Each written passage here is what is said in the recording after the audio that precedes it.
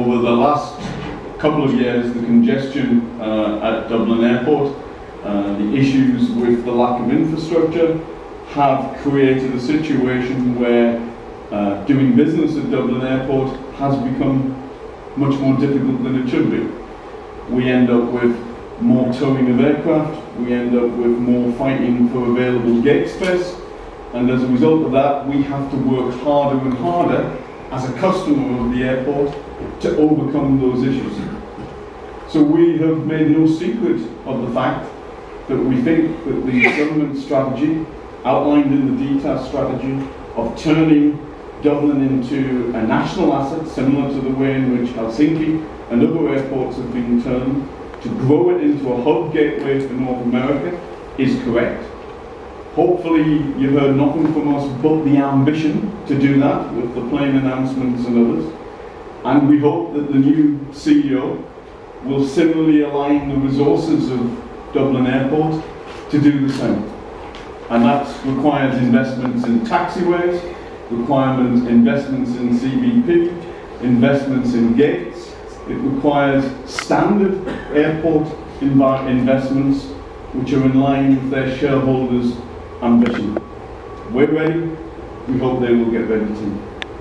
But by adding this extra capacity and these extra services next summer, you're doing that in advance of a lot of that infrastructure work being completed. Obviously, you talked earlier about not diminishing the type of service that your passengers get, but they're going to be going into Dublin. The airlines already face delays and peak times and that.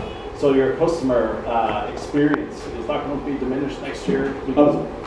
Well, hopefully to remain intellectually consistent with the answer, we work very hard to make sure that that's not the case. We work hard enough so far to overcome the issues that have been posed by the airport infrastructure.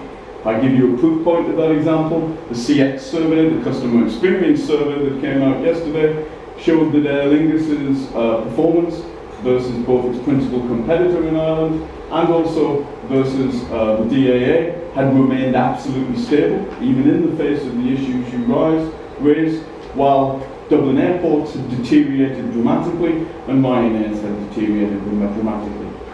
We've put in place a number of initiatives in 2018 that believes that we will be able to hold that level of service.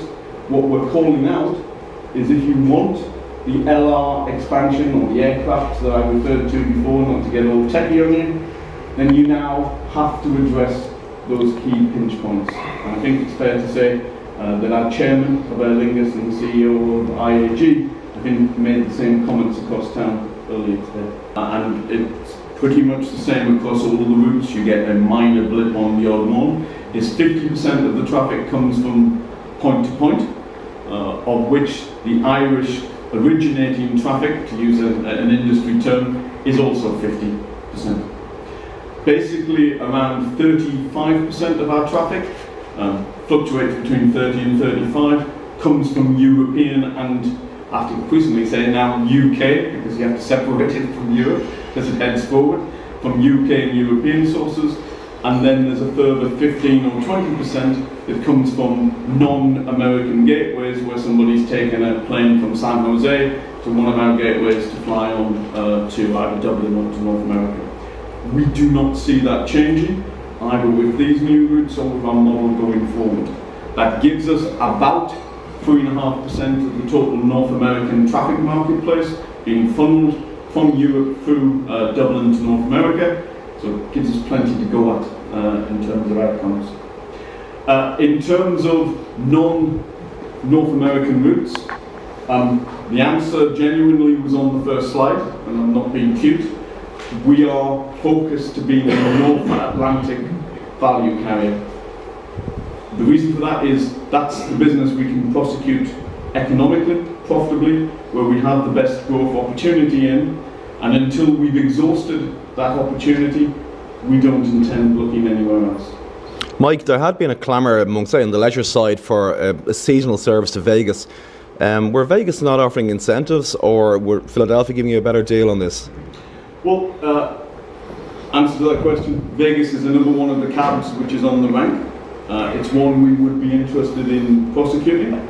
The economics of it were not as attractive as Philadelphia, but that is less to do with the incentives and more to do with the market size that could be prosecuted, and more to do with what we think is the sustainability of the economics. It being an East Coast airline, it's also suitable in the long run for long ranges. If we want to double the capacity and put in double dailies, then it's within the range of the A321LR. So we take all of that into account. Vegas is definitely one of the cabs which is on the rank, and obviously we feel deeply disturbed by the issues which have taken place there in the last couple of days, but we know Vegas will rebound, and Vegas is definitely one of our cabs on the rank.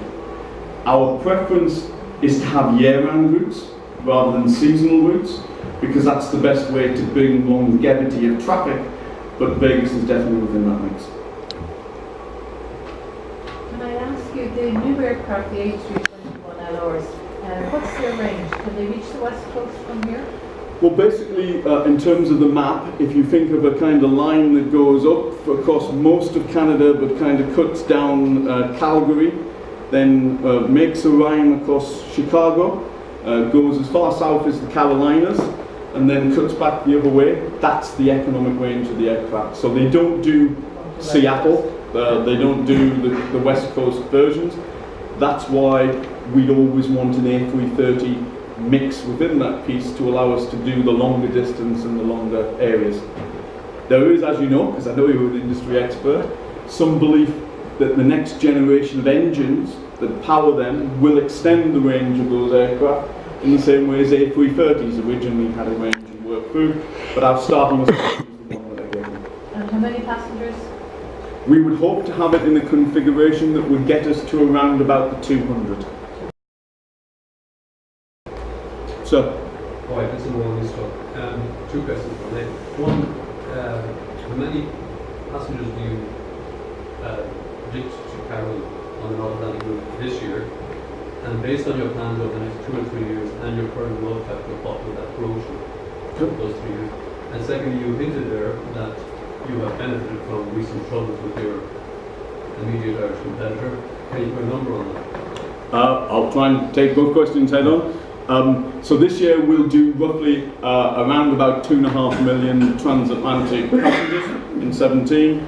Next year we'll hopefully add another couple of 100,000 to that number in phase 1 of this announcement. If I come back and make a phase 2 of that announcement, that number will go up substantially. In the long run, our ambition is to put between 4 and 4.5 million transatlantic passengers through Dublin Hub, based upon the aircrafts that we've talked about here. And define the long run? Sorry? Would you define the long run? Starting from the early 2020. 4.5 million. Yeah. And the rider factor I mentioned by No, that's it, sorry. I was just pausing to make sure my maths was right. And the other question? I can absolutely confirm that since the issues that Ryanair have had, that our short-haul sales have benefited substantially. I don't think I'm the only airline that can confirm that, but I can absolutely confirm that our short-haul routes into the UK, into the European leisure destinations, and to the European cities have seen a significant boost of sales. Right. Follow up on just on the 4.5 million strategic plans that they have. Are they absolutely dependent on a second runway? No, they're not dependent on a second runway at Dublin Airport. Our view is the capacity at Dublin Airport is sufficient in runway space. They are absolutely dependent on the infrastructure issues that I outlined in answer to the other questions. But we do, and I've never needed to believe that we needed a second runway to prosecute our agenda. There was enough slack in takeoff slots at Dublin Airport in terms of changing it to the same sorts of levels of peak European airports that you could get our growth definitively and other carriers off one airport, off one runway. Now, that doesn't mean to say we're blockers of the second runway. I think ambiguous would be wrong. I say we wouldn't be top of our agenda in terms of infrastructure investments. Top of our agenda in terms of infrastructure investments would be taxiways, it would be stand and gates, and it would be an infrastructure that's fit for purpose for a 21st century airport. So the question is that if the runway didn't happen, while it might change your plans, it could actually constrict some of your competitors' plans, so therefore you might have the best interest in not happening. We generally don't. We haven't taken a position against the second runway, nor will we. So I'm not saying that. I'm giving you a genuine answer, which is to say, our view is, the runway will take however long the planning process takes. And as you can tell from my accent, I come from a country where its largest runway project is so far taken 45 years to get anywhere near the planning process. And I'm not suggesting you will be that incompetent in this country to be able to take 45 years, but whether it will take the projected period of time, who knows. We're saying there is a lot of things wrong currently that need sorting, that is in the interests of Irish Inc. because of the benefits that a hub airport creates economically, the jobs, the inward investment, which has been proven in every other place where a hub is being developed, they are of a higher priority. That's all we're saying. Mike, you were saying a minute ago, if I understood you correctly, that with the new aircraft, you're now going to be looking at a business class right throughout Europe, which is a significant about change to what Aer Lingus were used to doing. What's brought that about? So basically what we will put into place is two types of what you would call a business-oriented product. So firstly, on the A321LRs, we will have a complete replication of the transatlantic business product that you see today. And that will be primarily aimed at taking people from Philadelphia, New York, Chicago, directly through to Paris with the same experience, which, as you know, they can't do today because they get on and go to another place. In the rest of our short-haul space, we've had the long-term ambition to put in place a product called Airspace, which basically on our short-haul product would give you the chance of purchasing a product where the middle seat is free, so you would have the same experience, and you would have a bundled service that gives you all of the on-board services free of charge, which, as you know, will include short-haul Wi-Fi in the not-too-distant future. So the idea is to have a two-step approach, so we don't lose our focus on cost, because we still compete with the most rapacious capitalist company in the airline sector in the world, so we have to remain focused on that side, but to upscale the offering that we make for people who are travelling for business who want to pay something different. So I wouldn't want the headline to be business class everywhere. It will be a combination of business class on all of the through routes and airspace on the other routes, and that will be coming in the next year or so. What's the demand been like for your basic saver fare? What's the response so far from your customer base? Genuinely, exactly what we wanted it to be. So the approach that we've taken is, as a management, we wouldn't repeat the mistakes of the past when, you can argue, in the 1980s and 90s, the business ignored the threat of Ryanair. Norwegian is a threat to our business, and with every competitive business, you have to deal with that threat. So we basically targeted our saver fare to be about 13 to 15% of our total overall sales, and we have exactly hit those numbers since it went in. It went live in terms of product delivery on the 1st of October. So far so good from that perspective, and I know because all the complaints come to me if they don't. And that has gone well so far. And our desire was to show to Irish consumers that we could be as price conscious and as price competitive as Norwegian, and that's what Savers allowed us to do. And so far, the responses have been excellent. And so far, it's done exactly what it said it would do on the campaign. Willie has said previously, when you said it last year, that the A321LR would allow Aer Lingus to look at the possibility of launching transatlantic routes from Cork.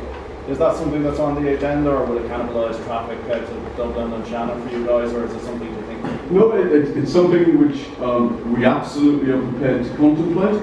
The existing first 4 or 5 cabs on the rank, just to manage expectations, don't include Cork.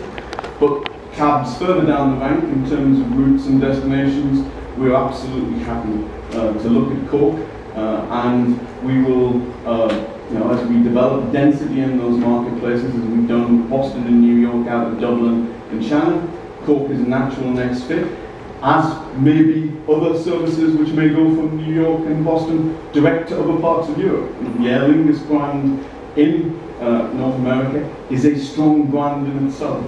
And we are here to absolutely prosecute the value of that brand. So you look at flying point from the States to mainland? Absolutely. Yeah, cities in mind already? We have cities in mind, Yeah. more of that and more. So when do you think that will happen? Is that something that might happen within the next sort of 12 to 18 months, do you think? I would guess it would be in the horizon of when the A321LRs start to get delivered, which is 2019 to 2020. And we'll fully test whether the model works, and if we're comfortable, we'll be back here explaining. Cork, realistically, transatlantic service out of Cork is probably It needs, 3 to 4 years. yeah, it would need the new LRs to make it work in any shape or form from an economic, so it would be 19, 20 before that would become. 330 is just too much.